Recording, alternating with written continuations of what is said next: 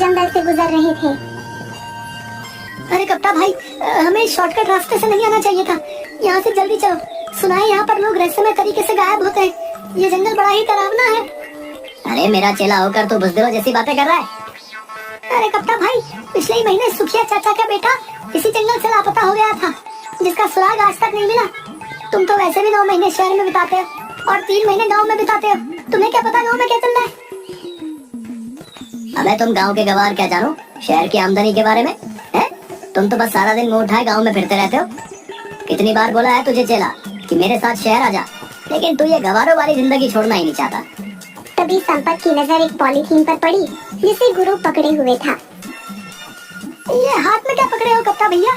जरा हमें भी दिखाओ क्या है इस पॉलीथीन में। अरे कुछ नहीं संपत, मेरी पत्नी ने शहर से कुछ डायपर के पैकेट मंगवाए थे, बस वही है। डायपर के पैकेट? लेकिन जहाँ तक मैं जानता हूँ तुम्हारे घर में तो कोई बच्चा है ही नहीं। अबे पगला हो गया है क्या? मुन्ना को भूल गया क्या? मुन्ना? अरे वो तो 10 साल का हो चुका है कप्ता भैया।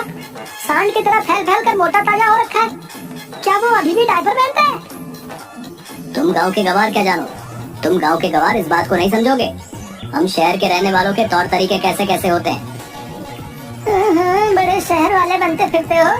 अरे सीधे सीधे ये क्यों नहीं कहते कि तुम्हारा वो सांड जैसा मुन्ना अब भी बिस्तर पर सुसु कर लेता है? अरे मैंने उसे बड़े लाड प्यार से पाला है। क्या खाक लाड प्यार? अरे कान पर 2 मारो उसके, बिस्तर पर सुसु करना बंद कर देगा। उसको पीटने कर जाए, उसके लिए डायपर के पैकेट और ला कर दे रहे हो और कहते हो कि हम शहर वालों के जीने के तौर तरीके बड़े अलग होते हैं। इससे तो अच्छा मेरा गाँव है भला।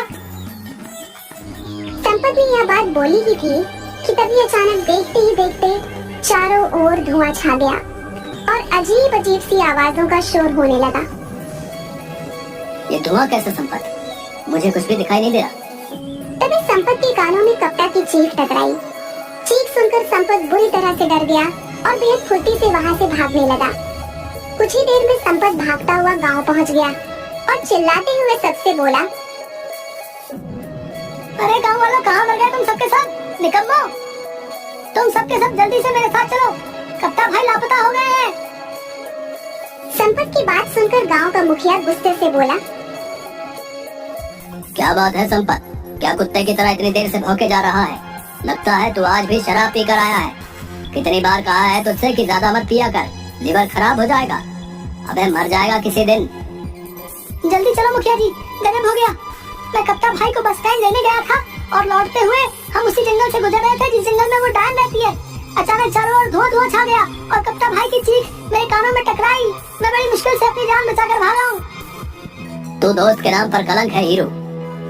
अपने जिगरी दोस्त को, जिसे तू अपना गुरु मानता है, उसे अकेला छोड़कर भाग आया और हम सब गांव वालों को निकम्मा बोल रहा है। अरे तो क्या करता?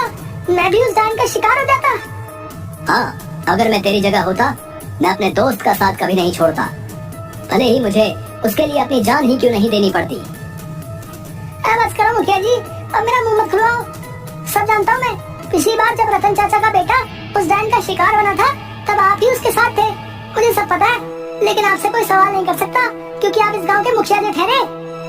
संपत ने यह बात बोली ही थी कि कप्ता हाँफता हुआ वहाँ पर आ गया और गुस्से से संपत से बोला, अबे साले, जब तेरे जैसे दोस्त मेरे पास हो तो फिर मुझे दुश्मनों की क्या जरूरत है? मुझे अकेला छोड़कर भाग आया तू। अरे कप्ता भाई, तुम सही सलामत वापस आ गए। मैं तो समझा कि तुम्हें डायन ने पकड़कर मार दिया। मैंने अपने कानों से तुम्हारी चीख जो सुनी थी।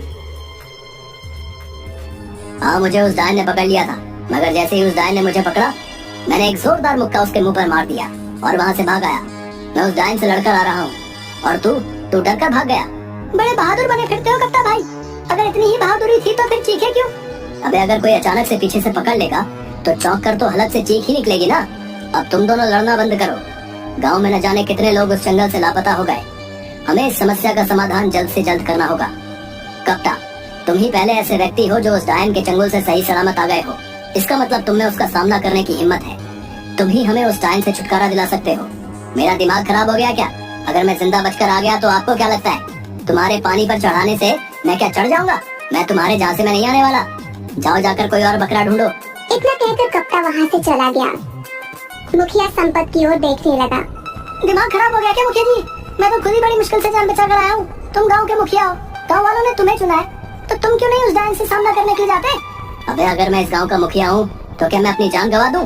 मुखिया ने इतना बोला ही था कि तभी एक बेहद बूढ़ा व्यक्ति जिसकी उम्र करीब 100 साल के आसपास थी, लाठी पकड़े हुए लड़खड़ाता हुआ वहाँ पर आ गया और कपकपाती आवाज में मुखिया की ओर देखकर बोला, चिंता मत कर, मैंने टेलीफोन के जरिए एक बहुत पहुँचे हुए साधु को उस डायन के बारे में बता दिया है। आज रात वो आने वाला है, देखना वो साधु अपनी शक्ति से उस डायन को जलाकर राख कर देंगे। हाँ। अचानक वो बूढ़ा खांसने लगा, उसके हाथ से लाठी छूट गई और वह गिर गया। उसे गिरता देख मुखिया गुस्से में संपत की ओर देखकर बोला, अबे देखता क्या है, उठा इसको। ये झुमरी के परदादा भी ना, जब इनसे चला नहीं जाता तो फिर ये घर से बाहर निकल कैसे आते हैं? तभी अपने परदादा को ढूंढते हुए झुमरी वहाँ पर आ गई। ये तुम्हारे ही परदादा है ना? इन्हें घर के अंदर बंद करके रखा करो। झुमरी ने संपत से बोला, हर बार इन्हें घर पर बंद करके बाहर जाती हूँ पर पता नहीं कैसे दरवाजा खोल लेते हैं।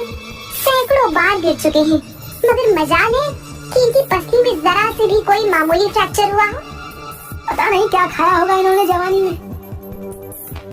झुमरी अपने परदादा को लेकर वहाँ से चली